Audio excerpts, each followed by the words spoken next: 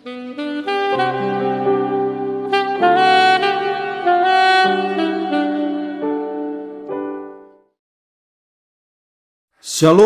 puji Tuhan, kita bersyukur oleh kemurahan Tuhan, kita boleh memasuki bulan yang baru di bulan Juli, ini semua karena pertolongan Tuhan saja. Mengawali perenungan firman Allah di hari ini, mari kita berdoa. Segala pujian dan syukur kami naikkan kepadamu ya Tuhan, karena oleh berkat pertolongan Tuhan saja, kami boleh melewati bulan yang lama, bulan Juni. Dan oleh anugerah Tuhan, kami boleh ada di bulan yang baru, di bulan Juli ini. Kami akan membaca dan merenungkan sebagian dari firman-Mu. Roh-Mu yang kudus, tolonglah kami. Urapilah dan berkatilah kami dengan kebenaran firman-Mu di hari ini. Dalam nama Tuhan Yesus Kristus kami berdoa. Nats firman Allah yang menjadi perenungan kita bersama di hari ini, saya ambil dari 1 Yohanes pasal 3 ayat 1 sampai dengan ayatnya yang ke-10. Secara khusus saya akan baca ayatnya yang ke-10. Demikian firman-Nya. Inilah tandanya anak-anak Allah dan anak-anak iblis. Setiap orang yang tidak berbuat kebenaran tidak berasal dari Allah. Demikian juga barang siapa yang tidak mengasihi saudaranya. Demikian kebenaran firman Allah di hari ini yang intinya mengajar kita mengenai cara hidup anak-anak Allah. Bagaimana cara hidupnya, bagaimana kelakuannya, bagaimana pola hidup anak-anak Allah. Itu yang menjadi perenungan kita bersama di hari ini.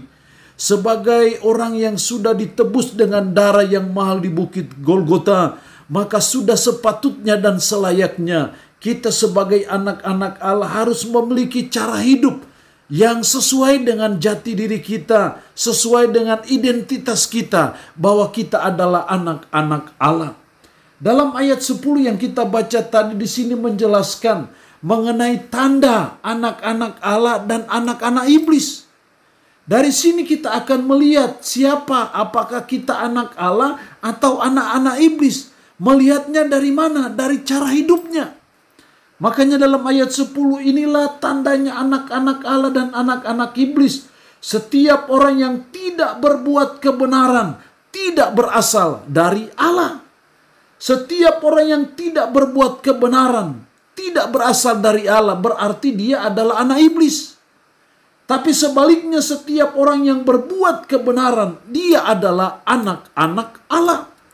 Dari sini kita melihat bahwa cara hidup anak-anak Allah yang pertama adalah berbuat kebenaran. Hidup dalam kebenaran. Itulah cara hidup anak-anak Allah. Karena itu sebagai anak-anak Allah kita belajar supaya kita selalu berbuat kebenaran.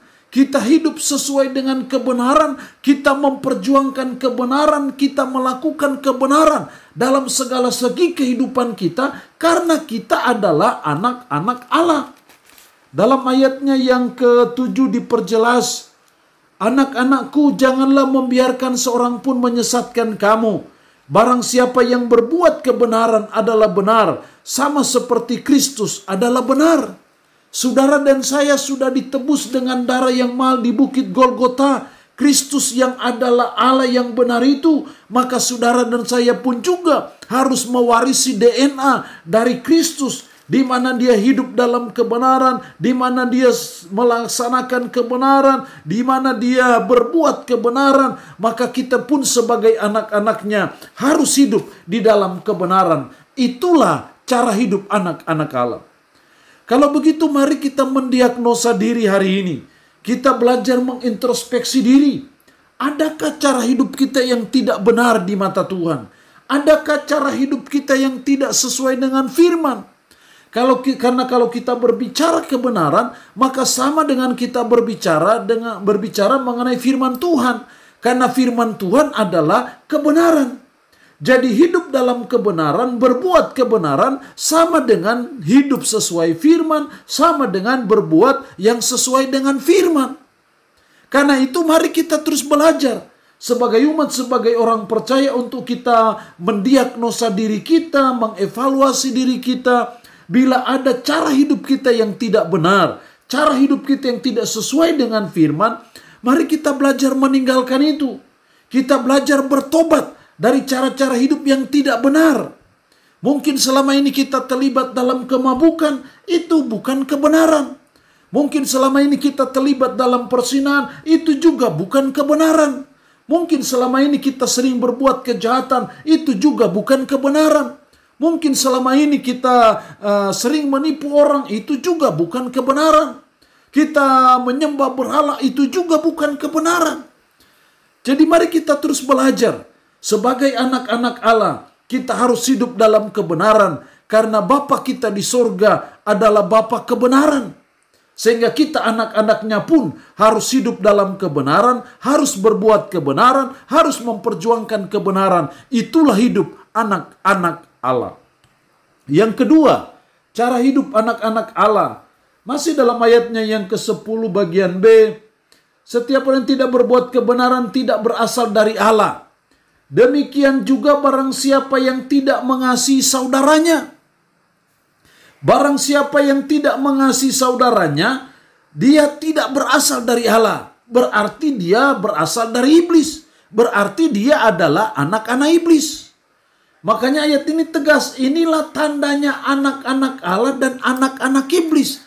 Apa tandanya? Yang kedua, kalau saudara dan saya mengasihi saudara kita, itu berarti kita adalah anak-anak Allah. Tapi kalau kita tidak mengasihi saudara kita, itu tandanya kita adalah anak-anak iblis. Karena itu mari sebagai umat, sebagai orang percaya, cara hidup anak-anak Allah yang kedua adalah mengasihi saudaranya. Harus mengasihi sesamanya. Itu cara hidup anak-anak Allah. Sementara membenci sesama, tidak mengasihi sesama, itu cara hidup anak-anak iblis. Itu berarti sebagai umat, sebagai orang percaya kita terus belajar. Kita terus berusaha dalam menjalani hidup ini supaya kita harus senantiasa mengasihi sesama kita. Siapapun dia, apapun dia, bagaimanapun dia, sebagai umat, sebagai anak-anak Allah kita diajar. Tidak boleh membenci sesama kita. Tidak boleh kita tidak mengasihi sesama kita. Sebaliknya kita harus mengasihi sesama kita, karena ketika saudara dan saya mengasihi sesama kita, itulah cara hidup anak-anak Allah. Itulah tanda bahwa saudara dan saya adalah anak-anak Allah. Dari sini kita juga melihat bahwa ternyata anak-anak Allah bukan dilihat dari apakah dia pakai kalung salib atau tidak pakai kalung salib. Anak Allah tidak dilihat apakah di rumahnya ada gambar Yesus atau tidak ada gambar Yesus. Bukan di situ melihatnya. Yang melihatnya adalah apakah dia mengasihi sesama atau tidak mengasihi sesama. Kalau kita mengasihi sesama kita, itulah tanda kita anak-anak Allah. Dan itulah cara hidup anak-anak Allah. Sementara yang lain, kalau kita membenci sesama kita, kalau kita tidak mengasihi sesama, itu tandanya kita adalah anak-anak iblis, bukan anak-anak Allah. Itu berarti mari kita terus belajar sebagai umat, sebagai orang percaya, untuk kita terus mengasihi sesama kita, untuk terus mengasihi saudara kita, siapapun dia, apapun dia, dan bagaimanapun dia. Tidak melihat latar belakang sukunya, tidak melihat latar belakang agamanya, tidak melihat latar belakang status sosialnya. Sebaliknya sebagai anak-anak Allah kita harus mengasihi mereka apa adanya. Sama seperti Bapa kita di sorga. Dia mengasihi semua ciptaannya. Siapapun dia, apapun dia. Bapa di sorga tetap mengasihi. Bahkan kita berbuat jahat sekalipun, Bapa kita tetap mengasihi kita. Karena itu sebagai anak-anaknya kita belajar dalam hidup ini untuk kita selalu berusaha untuk mengasihi sesama kita. Kalau kita ingat, hukum kasih adalah hukum yang terutama dan yang pertama. Baik kasih secara vertikal maupun kasih secara horizontal. Karena ini hukum yang utama dan yang terutama, maka tidak bisa tidak. Sebagai anak-anak Allah kita harus mengasihi sesama kita. Itu berarti bahwa anak Allah tidak ada benci. Tidak ada dendam, tidak ada iri satu dengan yang lain. Tapi sebaliknya anak Allah tetap mengasihi saudara. Mari kita mencontohi, meneladani Kristus yang mati di Bukit Golgota. sekalipun dia sudah dihina, dicaci maki, diejek, diolok, difitnah, sampai akhirnya dia dipakaikan mahkota duri dan akhirnya dia disalib. Tapi justru di kayu salib dia berkata, Bapa ampuni mereka, karena mereka tidak tahu apa yang mereka perbuat. Dia melepaskan pengampunan. Dan itu tandanya kita mengasihi. Jadi mengasihi berarti tidak boleh benci orang. Siapapun, apapun kejahatan yang dia buat, yang dia lakukan bagi kita, yang membuat kita mungkin sakit hati, kita tersinggung, kita merasa dihina, kita merasa dicaci maki. Tapi anak-anak Allah harus tetap mengasihi sesamanya. Karena itulah cara hidup anak-anak Allah, itulah tandanya. Anak-anak Allah dan anak-anak iblis. Anak-anak iblis selalu membenci. Anak-anak iblis tidak mengasihi sesamanya. Tapi anak-anak Allah selalu mau mengasihi sesamanya. Allah yang punya firman ini memberkati kita dengan firman-Nya di hari ini. Amin. Mari kita berdoa. Puji syukur untuk kebenaran firman-Mu di hari ini, yang boleh mengajar kami mengenai cara hidup anak-anak Allah. Tuhan, tolonglah kami supaya kami mau berbuat kebenaran. Tolonglah kami supaya kami mau mengasihi sesama kami. Karena itulah cara hidup anak-anak Allah. Roh-Mu yang kudus menanamkan firman di dalam hati dan pikiran kami, serta menyanggupkan kami untuk kami bisa memberlakukannya dalam hidup kami sehari-hari. Hamba mohon berkat-Mu bagi umat-Mu yang boleh mendengarkan renungan harian di hari ini. Berkat jasmani, berkat kekuatan, berkat umur panjang, Tuhan anugerahkan kepada mereka.